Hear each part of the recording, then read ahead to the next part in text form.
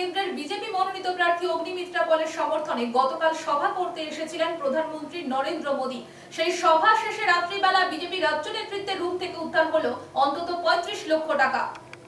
প্রধানমন্ত্রী নরেন্দ্র মোদী খড়গপুরের সভা শেষ করে যাওয়ার কয়েক ঘন্টার ব্যবধানে খড়গপুর গ্রামীণ থানার শাহচক এলাকার একটি লজে অভিযান চালিয়ে প্রায় 35 লক্ষ টাকা উদ্ধার করল নির্বাচন কমিশন। নির্বাচন কমিশনের আধিকারিকদের সাথে জাতীয় সড়কের ধারে বিলাসবহুল হোটেলের লজগুলিতে অভিযান শুরু করে খড়গপুর গ্রামীণ থানার পুলিশ। সেই অভিযানের সময় শাহচক এলাকার একটি লজের রুম থেকে উদ্ধার হয় প্রায় 35 লক্ষ টাকা। পুলিশ সূত্রে জানা গিয়েছে সমিত মণ্ডল নামে এক ব্যক্তির কাছ থেকে ওই টাকা উদ্ধার হয়েছে। পুলিশ জানার চেষ্টা করছে ওই টাকার উৎস, কোথা থেকে কোথায় কি জন্য এই টাকা রাখা হয়েছিল তার তদন্ত শুরু হয়েছে। নির্বাচনের আর বাকি 5 দিন আগে টাকা উদ্ধারের শোরগোল পড়ে। ঘটনার পরে তৃণমূল বিজেপির দিকে অভিযোগ তুলেছে। তাদের দাবি বিজেপি ভোটারদের প্রভাবিত করার জন্য টাকা মজুত করেছিল। বিজেপির জেলা সভাপতি সুদাম পণ্ডিত জানিয়েছেন এটি তাদের টাকা। রাজ্য থেকে পাঠানো হয়েছে, নির্দিষ্ট কাগজপত্র রয়েছে। পার্শ্ববর্তী বিভিন্ন জেলার সেন্ট্রাল পয়েন্ট, এখানে তাই টাকা আনা হয়েছে। পাশাপাশি প্রায় 3টি জেলাতে টাকা যাবে, সেই জন্য টাকাগুলি এক জায়গায় রাখা হয়েছিল। তবে পুরোটাই যে তৃণমূলের চক্রান্ত বলে দাবি করেছেন তিনি।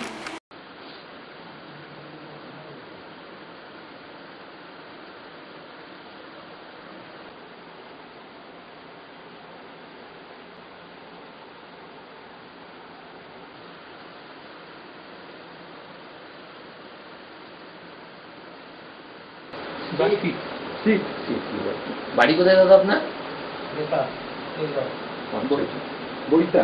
বেতা এগরা।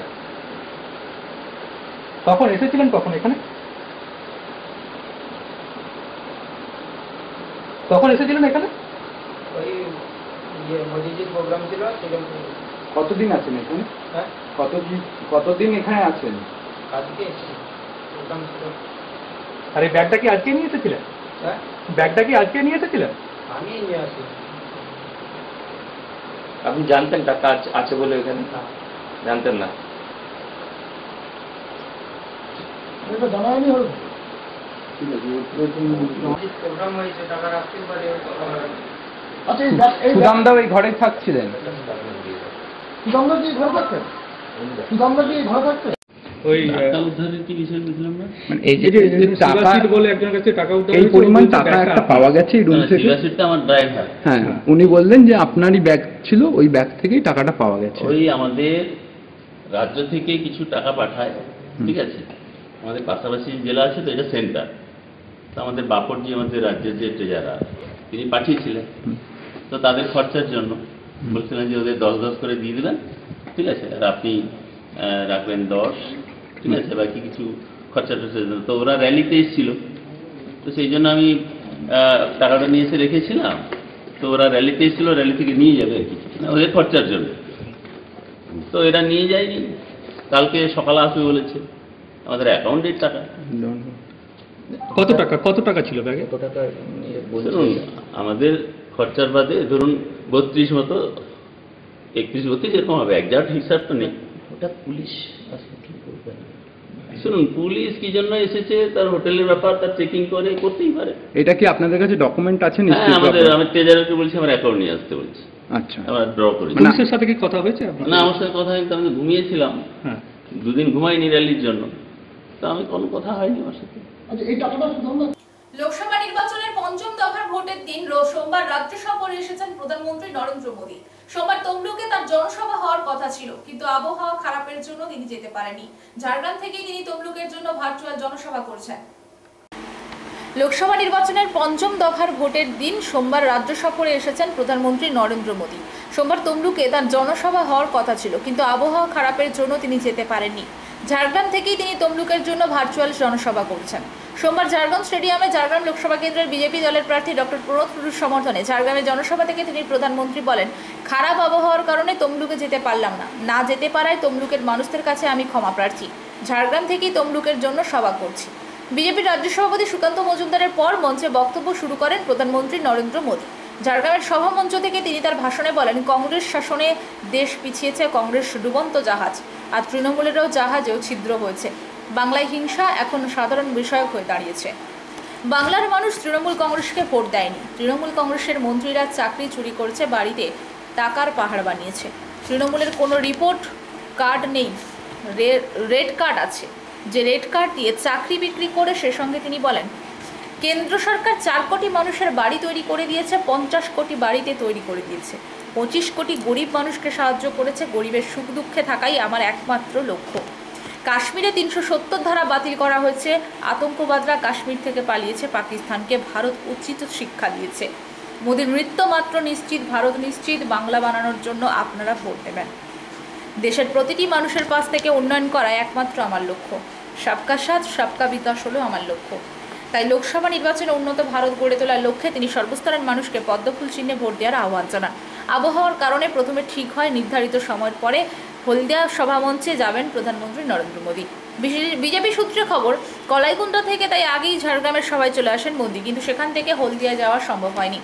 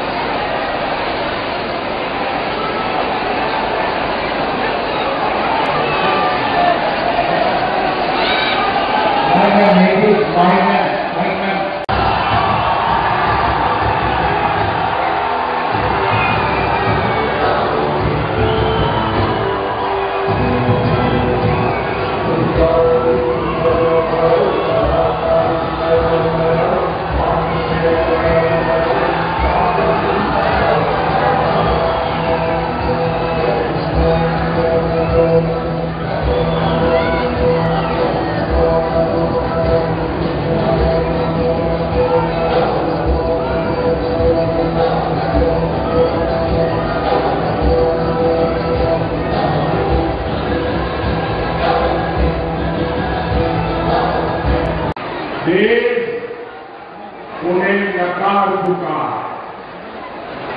देश भूला नहीं है जब दुनिया तेजी से इस्तेमाल कर रही थी।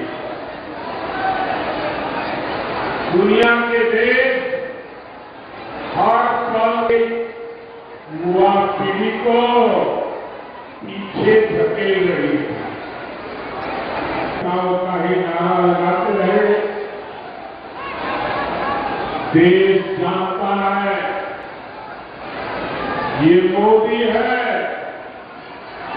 जिसने भारत को दुनिया की 5वीं सबसे बड़ी। পুলিশকে সাথে নিয়ে শুরু হলো মমতার র্যালি। কাছে পিঠে নেই কোনো দলীয় কর্মী সমর্থক, এমনই বিরল দৃশ্য দেখতে পাওয়া গেল মেদিনীপুর শহরের বুকে। পুলিশকে সাথে নিয়ে শুরু হলো মমতার র্যালি। কাছে পিঠে নেই কোনো দলীয় কর্মী সমর্থক, এমনই বিরল দৃশ্য দেখতে পাওয়া গেল মেদিনীপুর শহরের বুকে। উল্লেখ্য, সোমবার শহরে জুন মালিয়ার সমর্থনে ভোটের প্রচারে আসেন সুপ্রিমো মমতা বন্দ্যোপাধ্যায়। সেই মতন শহরে জড়ো হয়েছিল এক ঝাঁক দলীয় কর্মী সমর্থকরা। যদিও হেলিকপ্টারে করে মেদিনীপুর কলেজ মাঠে আসার কথা ছিল মমতা বন্দ্যোপাধ্যায়, কিন্তু আবহাওয়া খারাপ থাকায় সড়কপথে মেদিনীপুরে আসেন মমতা। মেদিনীপুর শহরের গান্ধী মূর্তির পাদদেশ থেকেই র্যালি শুরু হওয়ার কথা থাকলেও মমতা বন্দ্যোপাধ্যায় মেদিনীপুর কালেক্টর মোড়ে এসে দাঁড়ান এবং পুলিশকে সাথে নিয়ে জুন মালিয়ার সমর্থনে র্যালি শুরু করেন। এবং এই র্যালি কালেক্টরের মোড় থেকে শুরু হয়ে কেরানীতলা সংলগ্ন পর্যন্ত পুলিশকে সাথে নিয়েই হয়। দূর দূরান্ত পর্যন্ত ছিল না কোনো কর্মী সমর্থক। অথচ মমতা বন্দ্যোপাধ্যায়ের এই র্যালিতে পা মিলাতে শহরে উপস্থিত হয়েছেন হাজার হাজার দলীয় সমর্থকেরা। কিন্তু কেন তাদেরকে ছাড়া শুরু হলো এই র্যালি? ছবিতে দেখা গেছে তৃণমূল সুপ্রিমোকে পুলিশ এমনভাবে ইনক্লোজ করে রেখেছে যাতে করে তার কাছে কেউ পৌঁছাতে না পারে, এবং অন্যদিকে গান্ধী মূর্তির কাছে পুলিশের কড়া নিরাপত্তা আটকে রাখা হয় দলীয় কর্মী সমর্থকদের, যার জেরে দলীয় কর্মী সমর্থক ছাড়াই তৃণমূল সুপ্রিমোর র্যালি শুরু হয়।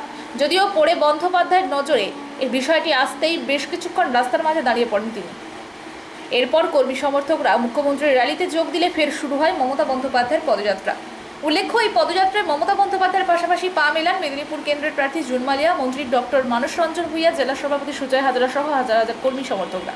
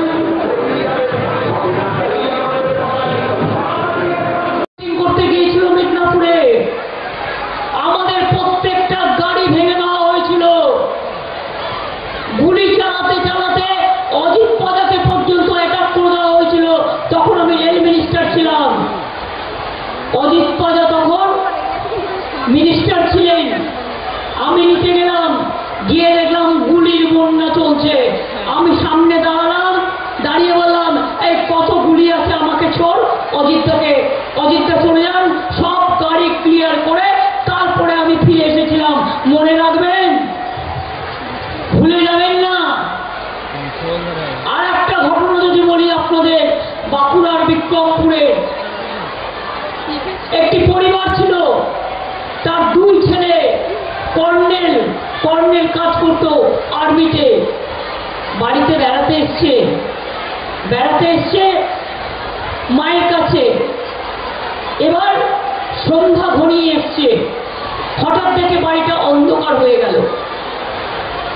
এবার মা দেখছে একটা ছেলে মায়ের কোলে মাথা রেখে শুয়ে পড়ল। মা অন্ধকারে বুঝতে পারেনি যে ওর অনেকটাই, বিশেষ করে ওকে আমরা দেব বলেই চিনি, দীপক অধিকারী। আমি একবার আসতে বলবো, 1 নম্বর চিহ্নেই ওর ভোটে আর নাম্বার আছে। ওকে প্লিজ দয়া করে, পাঁশকুড়ার মানুষ, আমি পাঁশকুড়ার কাছে ছুটে এসেছি কেন জানেন? পাঁশকুড়া আমি অলওয়েজ আসি, কিন্তু কয়েক বছর আমার আসা হয়নি। তার কারণ আমার একটা ফেভারিট ছেলেকে ওই গদ্দারটা জেলে রেখে দিয়েছে, সেই জন্য আমার আসা হয়নি। বাট আমি ওকে বের করবই। এই এলাকাগুলো দখল করার জন্য অনেক চেষ্টা করেছে। আমাদের এখানকার যিনি ফিরে দেবেনি, আমাদের যিনি এমএলএ আছেন, ওনার কিছু না হলেও 85 বছর বয়স হবে, 82 নাকি, অনেক বয়স্কা, কিন্তু উনি নন্দীগ্রামের শহীদের মা। তাই শহীদের মা হিসেবে শহীদ সম্মান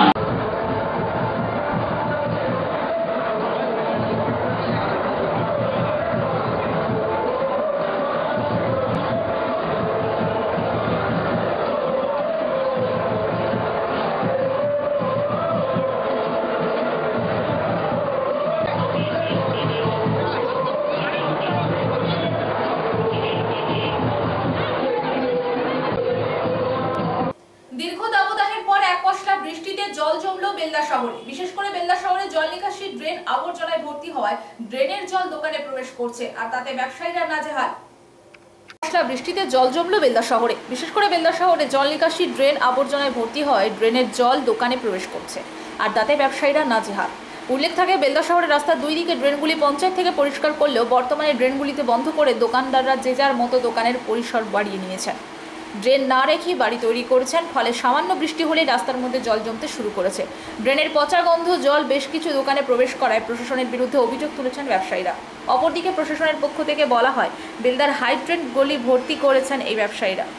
তাদের সমস্ত আবর্জনা গিয়ে সেই ড্রেনে ফেলায় ড্রেনের মুখ বন্ধ, ফলে এই সমস্যা হচ্ছে। তবে নির্বাচন শেষ হলে এই হাইড্রেনের কাজ হবে বেলদা 2 গ্রাম পঞ্চায়েতে।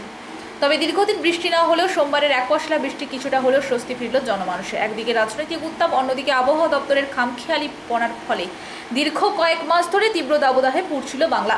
এই দিন সারা রাজ্যের বিভিন্ন জেলায় সকাল থেকে বৃষ্টি শুরু হচ্ছে, আর তার এই বৃষ্টির মধ্যে যেভাবে নির্বাচন শান্তিপূর্ণভাবে শেষ হচ্ছে, সেইভাবে নির্বাচনী প্রচারও শান্তিপূর্ণভাবে শেষ করলেন দেশের প্রধানমন্ত্রী ও রাজ্যের মুখ্যমন্ত্রী।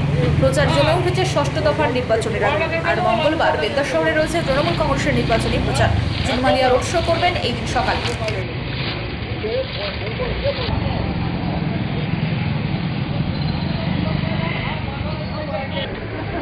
উল্টাও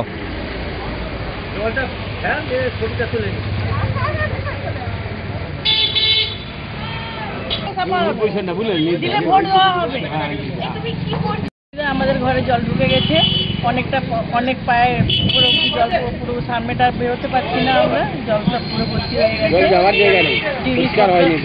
জিনিসপত্র সব ভর্তি হয়ে ভিজে গেছে, ঘরে অনেক জল ঢুকে গেছে। প্রতিবারে বৃষ্টি হলে কি এরকম সমস্যা দেখা যায়? প্রতি বছরে, আজকে 4-5 বছর হয়ে গেছে আমাদের এখানে ড্রেন সাফা হয়নি। হ্যাঁ, 4-5 বছর হয়ে গেছে আমাদের এখানে ড্রেন সাফা হয়নি, আর প্রতি বছর আমাদের ঘরে জল ঢুকে যায়, আমরা বড় হয়রান হয়। কি নাম আপনার? সরস্বতী দেবী।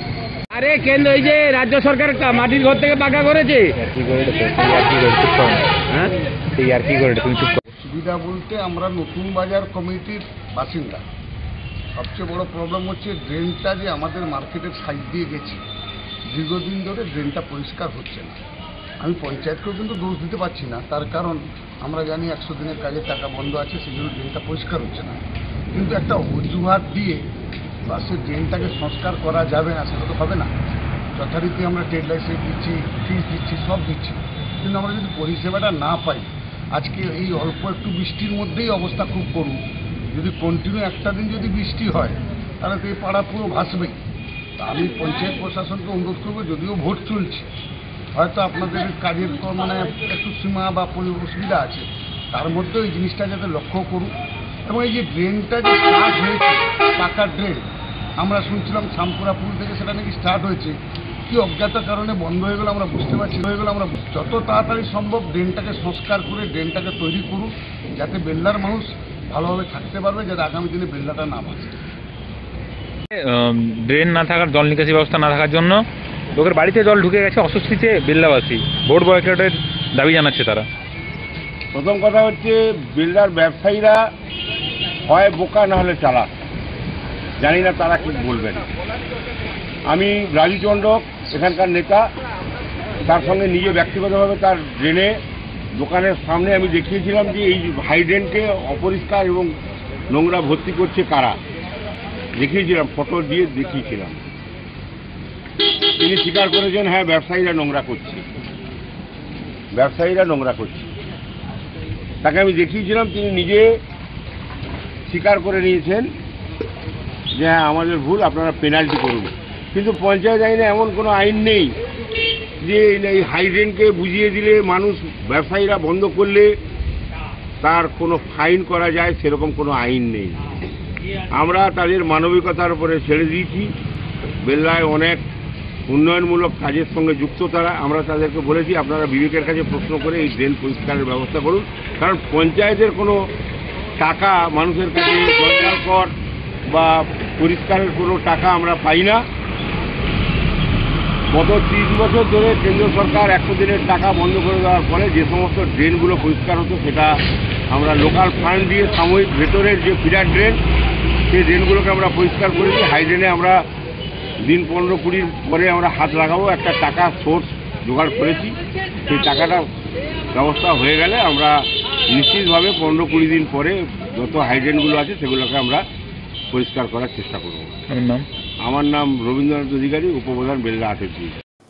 মেদিনীপুর শহরে চলল গুলি। রবিবার রাত্রি নাগাদ মেদিনীপুর শহরের 2 নম্বর ওয়ার্ডের কুইকোটা এলাকার আদিবাসী পাড়ায় রাতে হঠাৎ শূন্যে ফায়ারিং করে পালিয়ে যায় 2 যুবক, এমনটাই জানাচ্ছে এলাকাবাসীরা। ঘটনার পর চাঞ্চল্যের সৃষ্টি হয় এলাকায়। খবর পেয়ে ঘটনাস্থলে পৌঁছায় মেদিনীপুর কোতোয়ালি থানার পুলিশ। কি কারণে এবং কে বা কারা গুলি চালালো তা খতিয়ে দেখছে কোতোয়ালি থানার পুলিশ। আমরা এখানে গল্প করছিলাম, তারপর দেখলাম 2টো ছেলে এলো। দুটো ছেলে এসে দেখছি ওখানে কি বললো জানি না, তারপর দেখছি উপরে 2টো ফায়ারিং করলো। আমরা প্রথমে ভাবলাম যে হয়তো এমনি হয়তো কেউ কি করছে, হয়তো কোনো বন্টম এমনি ফাটাচ্ছে। তারপরে দেখছি না, আরেকবার যখন হলো তখন বলছে গুলি চলছে। তারপরে মিতালি দিকে বললাম, ঠিক আছে, আমি ছিলাম, এই দিদিও ছিল, দিয়ে মিতালি দিকে ফোন করলাম, বললাম যে দিদি দেখুন এটা কোথা দিয়ে 9:30টার পরে, মিটিং ভাঙার পরে সবাই আমার মিটিং দেখতে এসে বসেছি। কোন মিটিং? এখানে যে মিটিং হচ্ছিল না পার্টি, এই কোঠার এখানটাতে মানে কোন দলে? কি নাম আপনার? কি নাম? আমার হচ্ছে মামনি। মামনি কি? মামনি সরেন। সংবাদ এই পর্যন্ত। নমস্কার।